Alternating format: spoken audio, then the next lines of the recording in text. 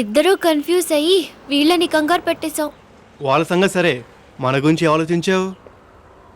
ఇక్కడే చెప్పాలా? ఎస్.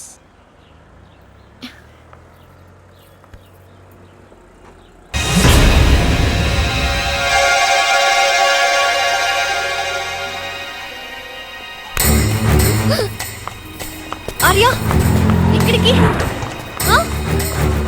ఆగండి, ఆగండి, స్టాప్ స్టాప్. 1 minute please.